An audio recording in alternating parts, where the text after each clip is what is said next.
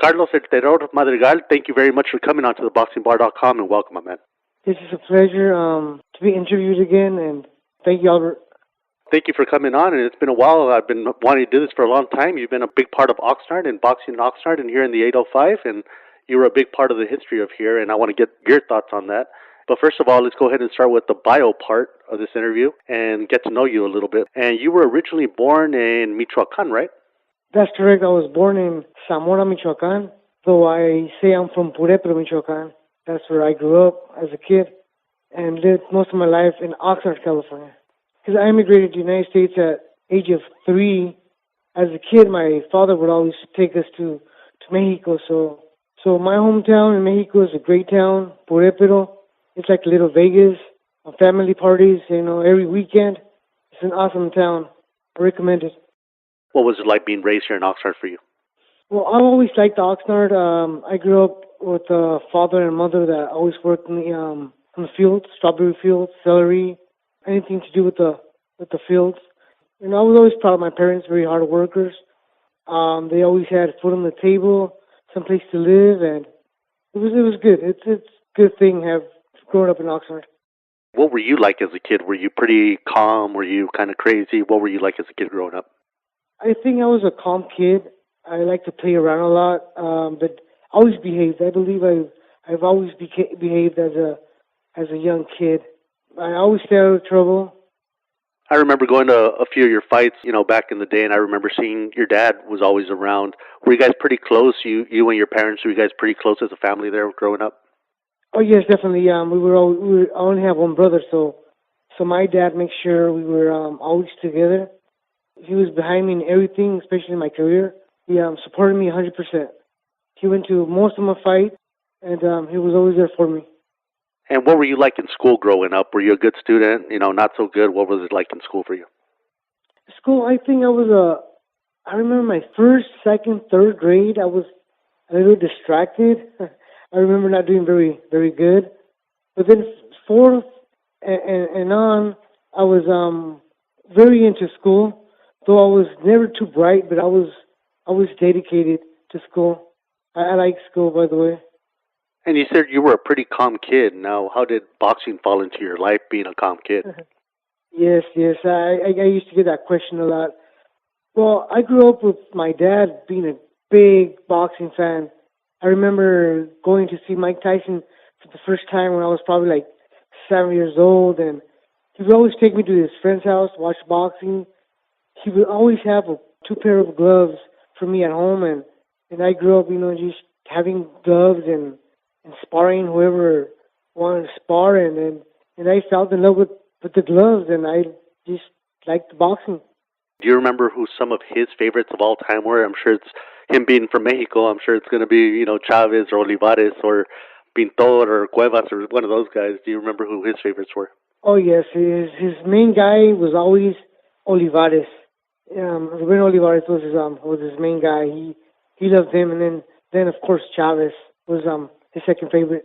And you growing up and seeing all this boxing probably that you were watching at home on TV or in real life, what were some of your favorites? Who were some of the guys that you really liked? My favorite of all time, I grew up wanting to be like Chavez. I even caught his style. I liked his hook to the body, and Chavez was always my favorite. I just stuck with Chavez, and that was it. And then as I got to know Tito Trinidad, he was my second favorite fighter. It's rare to hear a Mexican bring up a Puerto Rican fighter because usually we're on the opposite sides. But, he was a great puncher, man. Trinidad was a real powerhouse. Oh, yes. I remember the fight when he fought Campos. Of course, I was going for Campos. But, oh, man, after he destroyed Campos, I'm like, whoa, this guy is amazing. This guy is going to be a superstar one day. And putting those images in my head, you look at Trinidad and you look at Chavez, who were your 2 favorites, like you said. They didn't look like they were the powerhouses that they were. I mean, they didn't have the body physically to look like it, but they were power punchers. And in a way, you were the exact same way. You didn't look it, but you could hit like hell, and you'd get a lot of early knockouts. We'll talk about that in a bit. How was a boxing gym introduced to you when that happened? Okay, my career as a boxer started in Mexico. We went to Mexico for 5 years. My dad started a business. I started training by myself in Mexico. I even fought a couple of fights around in Michoacan. I was able to go to fight, which I won the Golden Gloves in Mexico City against a guy from Tepito. So in that time, I came to the United States again, something to do with my immigration card. I had to get it renovated. And of course, the first thing I told my dad was like, take me to the Colonia gym. I know, take me to the Colonia gym. So he took me there. At that time, it was closed. It was in I was in 7th Street, the Boys and Girls Club. So there, I met Eduardo Garcia, Fernando Vargas, Robert Garcia. We were all kids at that time, 16 years old. So I told my dad, one day I want to come back and train here in Oxnard. So then, a couple years later, I came back to the United States by myself, and first thing I did is went to La Colonia. It was brand new, renovated, and that's how I started my career in La Colonia. The La Colonia gym, once it got fixed up and it moved to the First Street here in Oxnard, what attracted you to keep coming back all the time? Well, in the first place, it was my heart for boxing. I wanted to be a boxer. That was my goal in life. And then, it was for me going back to the gym. It was just me. It was that boxing was in my heart. The La Colonia gym itself, it was wonderful. Everything was brand new. It was filled with kids. It was a good environment. We had Fernando Vargas, Robert Garcia, great motivation for kids. And the Colonia gym had always had things for kids. Everything that a kid wanted to do with boxing, they had it. Had great trainers, like Ruben Juarez was a very dedicated trainer for all the kids. Every kid that came out of La Colonia had Ruben Juarez's help. Very true, man. That's a forgotten name here in town is Ruben Juarez, and he was a great trainer, and actually he has a great story to him too. I'm hoping to get him on one day soon. In La Colonia, everybody here in Oxnard, especially everybody that knows that area, everybody thinks of it like the hood. Everybody thinks of it as a bad area, the bad place. What was it like during your time? Was that how it was? Back then, was it pretty crazy there in that area, or did you see it as just a place where you went to do your gym work? Yes, I never saw it like a bad place. Everything around the gym was taken care of. Nobody ever messed with anybody around there. It was calm. We had some young kids that lived in La Colonia. Always stopped by the gym, and it was a safe environment. We would get out of there at very dark at night, and nobody ever said anything. See, I never saw it like a dangerous place, even though it had the fame of being a bad place. But everything was positive for anybody that went to the Colonia gym. You brought up Fernando Vargas and kids like that. He was a crazy kid in and out of the ring. During that time when he first started, he would fight, on the streets and stuff like that. Did you have a lot of street fights, like when you were a kid, or was it strictly just discipline in the ring type of thing, where you just only fought in the ring? Yeah, like I said, I was always a good kid. I never fought in the streets. I never did it. One, because I didn't like to fight, and two, because I took boxing very serious. I knew I wanted to be a professional boxer one day, and I didn't want to give that impression of just because I knew how to fight, I was going to be fighting on the streets. Or risk all that. Yes, definitely. I wanted to be a professional boxer, and that's what all my energy went to. So I stayed out of trouble, even though I had a couple of guys wanting to fight me, and I was always very calm. I never took it to the heart, and I was able to ignore them. And who was your trainer at that time? Was it Ruben, or did you have different trainers? Who was your main trainer at that time? My main trainer was Eduardo Garcia, which he saw my dedication right away, and he dedicated himself to me, which was an honor. And of course, Ruben Juarez was a big help to me and to all of the kids at that time. And I'm sure you sparred with Robert and Fernando and these top guys that were top guys, even back then when you first started.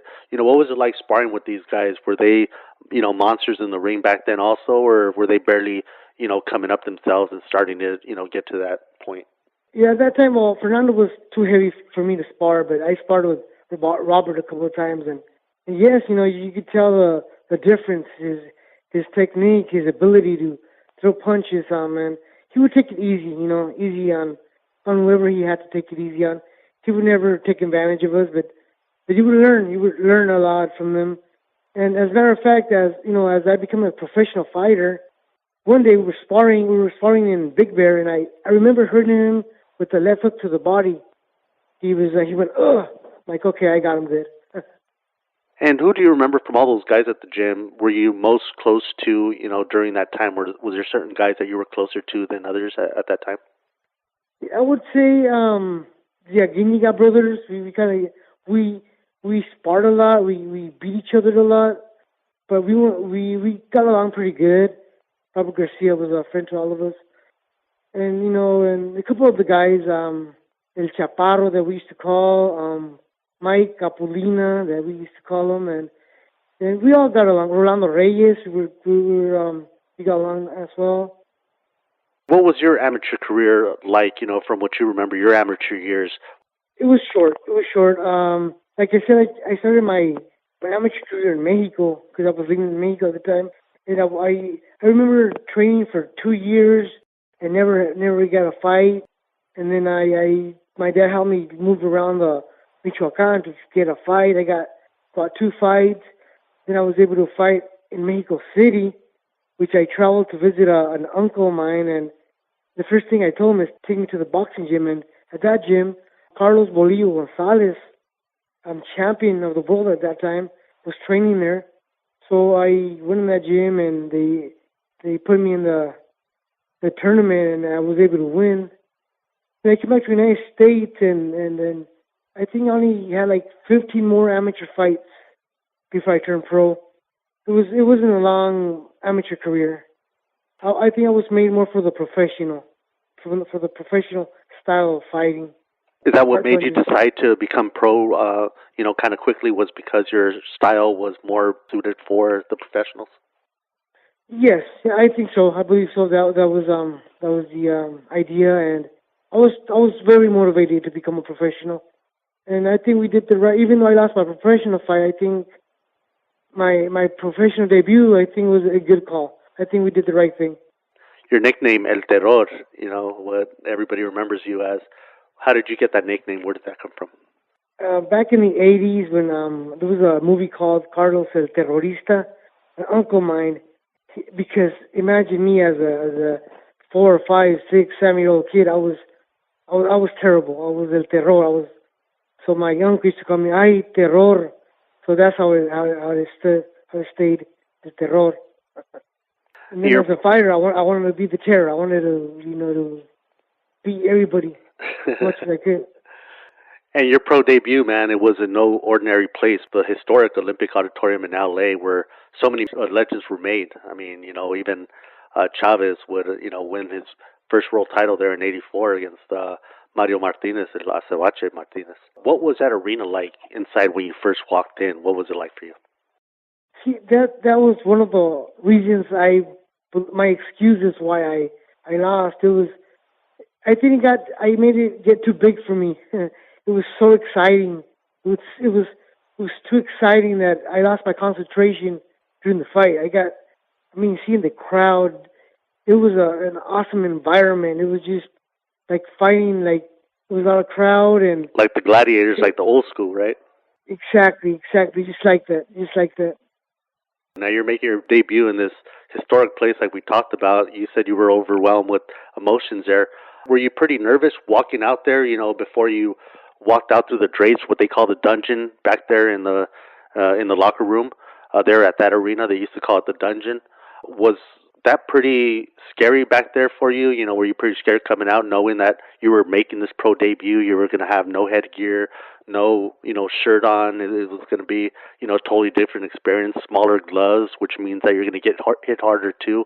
Did that overwhelm you there a little bit? Not at all. I was always a confident person, and I have trained very well for that fight. And none of that bothered me. Maybe if I had got a little bit nervous, I would have been a little bit more cautious going in the fight, and I would have won the fight because once that bell rang, I went and attacked the guy right away, and too excited. He caught me with a swinging right hand that put me down and out. And like you said, you lost your pro debut, but so many greats have lost their pro debut. You know, you bring up guys like Henry Armstrong, Bernard Hopkins, Alexis Arguello, Miguel Canto. They all lost their pro debuts. Yes, You know, but Marcus, Juan Manuel Marcus also. You know. and they bounced back obviously, and they showed their greatness. You know, were you pretty discouraged from this loss? Did you ever think to yourself, "All right, this ain't for me," or did you know, "Hey, this is just a little setback, and it's time to get out, go harder now"? Yes, I believe I just talked to myself and said, yeah, this is a setback. I knew what had happened, and I'm like, this is a learning experience. I never discouraged myself. I always thought I was gonna continue doing it, and not one fight it was gonna just keep me out of it. I kept going. I kept training harder and harder, and actually my second fight, which was my first win, was an awesome fight. I went in there so confident, boom, boom, boom, knocked down the guy in the first round. I won the decision, but I gave him a beating. I was very confident. I never lost my confidence. And that was at the Forum, another historic place there for Yes, at the fight Forum, fans, yeah. and it was against Richard Pasillas. And then after that, you just went like on a knockout streak, man. You started terrorizing everybody, just like your name was, El Terror. You were terrorizing everybody, and quickly, your thing became you were known as a heavy-handed puncher. Knocking everybody out in 2, 3, 4 rounds. Then you fight this guy named Pedro Peña in March of 2001 at the Arrowhead Pond. Peña had actually lost one of his fights, and he had fought for the IBF world title against Irene Pacheco, and he had lost that fight. But he was up there in caliber, and you were about to face him there at the Arrowhead Pond. What do you remember about that fight with Pedro Peña? Now, like I said, he had fought for the IBF title, and you knocked him out in the first round. So he was a top caliber fighter, and you knocked him out in the first. What do you remember about that night? Yes, before that fight, I had not fought for 14 months. I had promotion problems, and I had been without a fight for 14 months. So going to that fight, I was very motivated. Though Pedro Peña, he had challenged me a couple of times before, and I thought I wasn't ready for the fight. But when I got offered the fight, I'm like, let's do it. Let's do it. I'm not gonna. I need to pick up. I'm staying back. I'm being behind, and I'm gonna fight him. I'm gonna prepare myself to beat him, and was very motivated. I think it's been one of the most motivating fights of my career. I prepared myself. I went in there, and I felt I was very strong. I was very strong, and I first when the ring bell, I boxed around. I was feeling them a little bit. Then once we get to that corner, I see myself saying, "Okay, I'm ready." And that's when I land that left hook to the body that started everything. Hurt him, and then I knocked him out. It was exciting, one of the most exciting fights for me. And actually, you forced him into retirement because that was his last fight there. And you would also fight a guy named Osvaldo Guerrero. You know, Guerrero, right? yeah, you would also fight him a couple of times. What do you remember about that guy? You fought him. You fought him twice. You knocked him out that night in the second round. And actually, I was there live to see that one. I remember going there to watch that fight, and also watching my friend Arturo Arasa make his pro debut also. All right. And it was that night. And then you would fight him again and knock him out in the fifth round. I guess he thought it was a fluke, and he thought you couldn't do it again, and you did. You knocked him out in the fifth round that second time. What do you remember about that opponent? Yeah, Osvaldo Guerrero. I seen him a lot of times fighting on TV. He was a fighter with a lot of experience. But it was my time. I was feeling very positive, and I was very strong. And like on my fights, I went in there and I attacked him real quick in the beginning of the fight, and then I knocked him out very quick. So he took it to the heart really bad. Sometimes we do that. After the fight, he comes up to me and tells me, "You know what? I did bad in this fight. Maybe something to do with the weight." He tells me, "But hope you give me another chance one day. Because I'm not happy with my loss." So I said, "Yes, I hope we get to fight again." And then maybe like a year later, we fought again in Irvine, I believe, and for a vacant title, intercontinental title, and I beat him I think in the fifth round. What do you remember about that night? I remember being there, and there were so many people from Oxnard to watch you and to watch Arturo make his pro debut. And I just remember so many fights out in the stand. So many followers from Oxnard went to Anaheim to watch this fight, and I remember there's almost a riot out there. Did you remember hearing about that stuff or seeing it for yourself? That day. Yes, I mean I was in the dressing room warming up, and then I hear the promoter coming in all mad, screaming, and I'm like, what's going on? And my manager's like, no, no, don't worry about it. Don't worry about it. And then when the fight was over, they were telling me, there were fights, people were fighting. I'm like, okay, well, but I didn't pay too much attention to it. I was too excited that I won. I didn't know what was going on. That was a crazy night. And in January of 2003, you would get your big break, man. You'd be fighting on Oscar De La Hoya's. At that time, it was a newly formed Golden Boy Promotions, under that banner, and it was going to be on HBO Latino. And you were finally going to get this big break to be on national TV on something like Golden Boy Promotions, one of their first fights. You fought a guy named Jose Navarro, who they were pretty much trying to really blow up. What did you think of that news when you're going to be fighting now on national TV on an HBO Latino card and all that? Was that pretty nerve-wracking for you? No, it was more exciting. I'm like, I knew, like, look, I made it. I'm with Oscar now. It's gonna be an HBO. This is my big break. In fighting Navarro, I've known him for a long time. I had sparred with him many times, and I was very confident. I believed I was gonna beat him. I prepared myself very well, as much as I could, because a lot of things in that time didn't let me prepare myself as much as I wanted to, but it was something. It was the top of the thing for my career.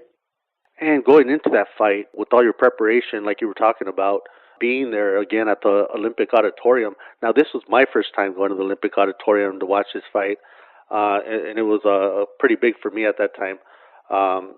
Being there because it was I read all the stories about the historic Olympic Auditorium. Now this is my first time being there to watch a fight. What did you feel like going into this fight? Being there for this particular night. Were you 100%? I was not 100%. There's a very sad story to this fight, like in things you would only see in a movie.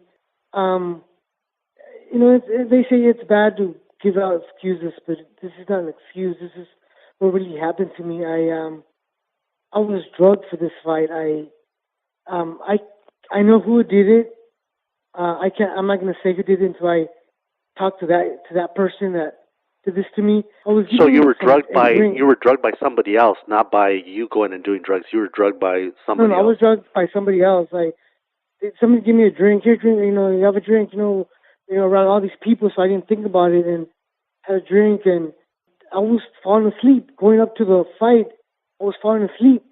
Like, oh my God, I couldn't remember why. I couldn't understand why it was happening. And I was just driven by my adrenaline and just by my natural force. Okay, I'm here to fight, and I'm gonna go fight, even though I feel this way. But I was falling asleep. It wasn't El Terror up in that ring that night. And I remember praying, I know I'm not feeling well, I'm going to lose tonight because I feel very bad. And I'm praying that my life was going to be taken care of. And, it took me 10 years to see that fight. Thank you for posting it, because I had it, but I threw it away. I didn't want to see it. I felt like a loser. I didn't, but then until I realized, hey, wait a minute, that wasn't my fault. I got tricked. Somebody screwed me over, and so I wanted to see the fight. So 10 years later, I see the fight, and I felt very proud of myself. I couldn't remember of throwing any punches, and I fought a little bit, especially the first round. I think I looked pretty good, but I wasn't there. The first time he hit me, I was out. I couldn't do much more. It was weird seeing that fight, and I think we discussed it one time, but it was weird seeing that fight because I remember I think towards the end of the first round, I think he rocked you a little bit, and he was known not to be a power puncher, and then for you, who we'd seen in all out brawls, it just didn't seem right. And I remember being there at the arena thinking that and talking to the people that were with me about that, and it was a scary night because the first fight I ever saw in my life, I was 5 years old, and it was a fight that happened in the Olympic Auditorium. I saw it on TV. It was a fight with Lupe Pintor against Johnny Owen, and in that fight, the guy died. And when I saw you get Wow. knocked out in the second round, you were out for a long time, and I remember that was the first thing that popped into mind. And so it was pretty scary. I don't know if I ever told you that, but it seemed pretty scary, and at the same time, it didn't seem like you. And it was a scary moment. Did that? You only fought one time after that. Was that a big reason why you stopped fighting? After because of how what you saw, like you said, you saw yourself get knocked out like that. Well, that fight terminated my career. I got I, I got hurt too much. I was never the same fighter again. It messed up on my body. I could never fight the same again. It ruined my career. Maybe because I was drugged and my body was too loose. I got hurt the way I got hurt, and I fought one more time just because I'm a fighter. Then I fought in Texas. Fought in Texas and fought this guy that had a very whacked record, and I wasn't the same. I remember trying my best, and I couldn't fight the same. So when the fight was over, I was actually praying that I didn't get a draw, or neither did I win the fight. Because I did, I was going to continue fighting. And I lost the fight, but I had a smile on my face, saying, "This is it. No more fighting for me. I can't fight anymore." And I left the ring very happy, even with the loss, because I knew I could retire now. My dreams had been completed. And that was against Ruben Contreras there in El Paso, Texas, at the Don Right. Haxton's Convention Center. And you actually lost, but you lost a split decision. In other words, there was a judge that went for you. Was that fight with Navarro, anyways? Was that the reason? Would you blame that most likely? Because, like you said, you probably saw the forces of politics that played into that part. Were you upset with the sport in that way? No, going to the sport, in many sports, there's going to be crooked people. There's going to be it's a mafia. Um, Things are going to happen, and when it happens to you, you get to see it. But that's not the reason. The reason I stopped fighting because my body wasn't, that knockout I suffered from Navarro damaged me, damaged my physical part, and that's the main reason I stopped fighting. And you said it damaged you physically. Is there still are you saying that there's still things that you feel now, and you think it has to do something to do with that fight? Not anymore, not anymore. That fight, the concussion, I believe, took me to a very big depression, a depression that lasted 6 years. Oh my God, it made me feel so bad. But then, with faith and I struggled and everything. I believe I am very well. Sometimes they say they can't understand what I'm saying, but but but it happens to a lot of fighters. Sometimes the speech gets a little bad. Do you still watch boxing today? Are you at all mad at it, or do you still watch it today? Oh You no, know, definitely. I still watch it. No, I love watching. I'm a big boxing fan. I watch. I know all the big fights. I'm a big boxing fan. I'm not mad at the sport. I'm not mad. I believe boxing was a stepping stone for whatever is gonna continue in my life. I focused all my energy on it. I thought that was my main thing in life, but I realized it's not. It was just a stepping stone to become the man I am now. So I am not mad at boxing at all. what do you think of fighters today compared to your day? Are they the same? Are they better? Are they not as good? How do you see them today? Well, my opinion about boxing is Boxing, it's in its low point right now. Back in my days, in Barrera, Morales, Marcos was around. There was more competition, good competition. There is some very good fighters nowadays, but competition, I believe, is not as good as it was before. And I'm hoping it picks up because like I said, I'm a big boxing fan. What did you think of your fans during that time, or just boxing fans in general? In all the fights that you used to go to and stuff like that. When you were walking out to that ring, or thinking of taking that next fight. Did the boxing fans, did that come to mind? Did it play a big part in your decisions, and how you acted when you were out there in the ring fighting? Were they a big part of you? When you were there in the sport. Yes, definitely. In my career, my family, I have a large family, cousins and uncles. They're always behind me. They would go to many of my fights, and a couple of friends here and there. But yes, it feels good when you have people following you around. It motivates you. It helps you out in a way, to fight harder if you have to. And one thing I always have to ask, man, and I know you're a young man, and you're still going to be around for another 200 years, man. But Thank you. to what I call the three big F's: your family, your friends, and your fans. How do you Hmm. want to be remembered? Once it's all said and done. How do you want to come to their mind when they think of Carlos El Terror Madrigal? A kid with a big heart, with a big heart for a big passion for the sport, and that I always believed that he could do it. And as much as I was able to accomplish, I did with my heart. That's how I like to be remembered. Somebody that tried his best and did his best. That'll be a good thing. And I think that is exactly how I'll remember you, as a fan of yours, and as someone that got out of my way to go watch you, whether it been in Bakersfield or in Anaheim or here in Oxnard, man. And that's how I remember you. Oh, And thank thank you you, very Albert. much for Thank you. coming on to the boxingbar.com, man. It was a big pleasure to finally get you on. Get one of my local fighters here that I remember going to watch and support. And you always brought a smile to my face. You always gave me my money's worth. And I was always proud to say I was a fan of Carlos El Terror Madrigal. Man, thank you very much for coming on to the boxingbar.com and doing this, man. Well, thank you so much. It's a pleasure to be at the boxingbar.com. I want to send a shout out to everybody in Oxnard, all the guys I train with. If I don't mention your name, but if you were there, there's a shout out for you. And El Terror is still around. Come and find me. We'll shake hands. And I want to thank you very much for giving me this interview. I feel famous again. And thank you so much. Thank you, Albert.